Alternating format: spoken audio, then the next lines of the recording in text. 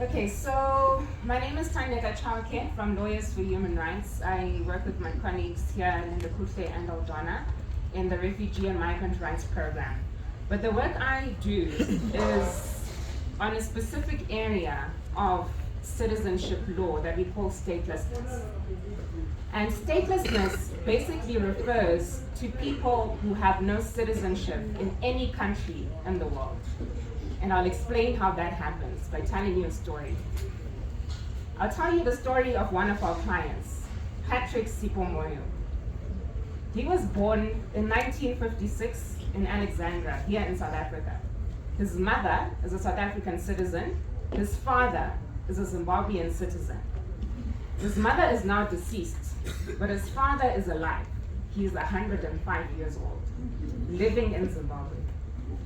Patrick has not been able to see his father in the last 5 years because his ID is blocked.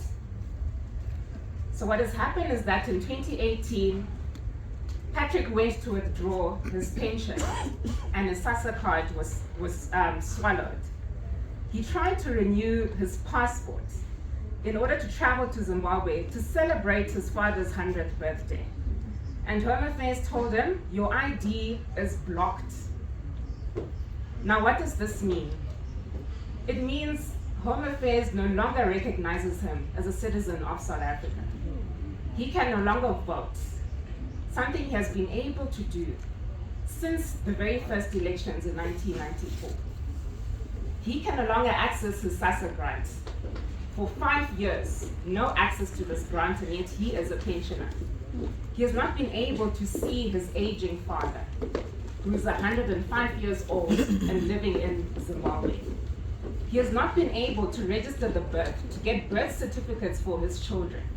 He has not been able to get married, to register his marriage with the Department of Home Affairs. And even when he dies, if this ID is not unblocked, he will not get a death certificate. So even in death, he will suffer this indignity of being stripped of his South African citizenship. And this story is just to demonstrate that we're not only here to speak of the failed asylum system, we're here to talk about the general dysfunction of the Department of Home Affairs, to emphasize that it is not only migrants, it is not a foreigner issue. Everyone is at risk of having their rights stripped, of being violated by the failures of the very state that has a constitutional duty to respect the rights of its citizens. And I just want to emphasize, I'm not going to speak for too long, but I think the word that sticks with me is dignity.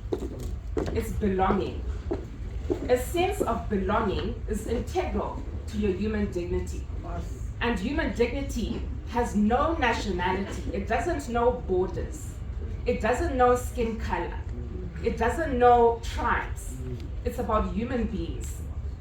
And so when we speak of issues affecting migrants, affecting asylum seekers, affecting refugees, we must remember that we're speaking of human beings that deserve the same dignity as South African citizens. You must remember that it's not only the refugees and asylum seekers and the foreigners who are suffering. Because if we do drive all the foreigners out of South Africa, we'll still be stuck with the real problems, the root of our problems. And we need to remember, or we need to be reminded of the fact that some of these issues are indeed legacy issues that are replaying. In apartheid, the type of document that you had would define every interaction that you have with law enforcement or with the state. Today, the situation is the same. It's even worse when you don't even have a document that states what rights, entitlements that you have. So I think this is something that we all need to be concerned about. It's not just issues of foreigners. Now back to the question of statelessness. So as I've explained, the concept of statelessness is where we have people with no citizenship in any country in the world. People like Patrick Sipomoyo. And how is it that in a world full of countries, there can be people who cannot be recognized by one single country? And let me tell you something, statelessness is a human-made problem. Because who makes the laws that determine who belongs? Who makes the laws that determine who is a citizen and who is a foreigner? It is the government. So it's also the same government that can come up with solutions to make sure that no one is left out, that everyone can have that sense of belonging. So common cases that we see, or causes that we see leading to statelessness, is this issue of citizenship stripping or deprivation of citizenship. Cases like Patrick Sipho. For 62 years, you are recognized as a South African citizen. And then one day you walk into the bank, you try and renew your driver's license, you try and apply for a passport, you try and withdraw your SASSA grant, and you're told your ID is blocked. After 62 years of calling this place home, it is no longer home. And I'll just give you a quote from what Sipho said to me. He said, when I go to Zimbabwe, they say go back to South Africa. When I go to South Africa, they say go back to Zimbabwe. How can I be a foreigner in my own home? How can I be an African who is homeless in Africa? And that's a very important question to ask. Another cause is the issue of birth registration. And we'll see how some of these causes are interlinked. So a child without a birth certificate is at a high risk of becoming stateless, because the birth certificate is what tells us who the child's parents are and where they are born. And those are the two important pieces of information we need to know in order to decide which nationality the child has. So going back again to the story of Patrick, if he cannot register the births of his children are going to inherit his statelessness.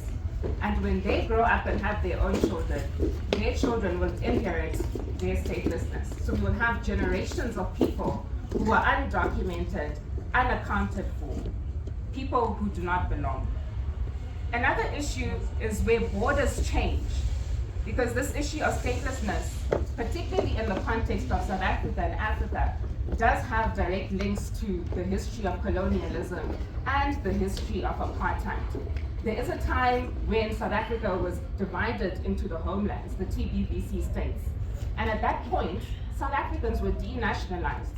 You ceased to be a South African citizen. You became a citizen of the homeland. And when they reconstituted or reconsolidated South Africa into one country once again, there had to be administrative processes to make sure that the people who were citizens of the homelands regained their South African citizenship. And of course, in such a complicated administrative procedure, a lot of people were once again left behind. So we still have South Africans who are not recognized as South Africans in their own country.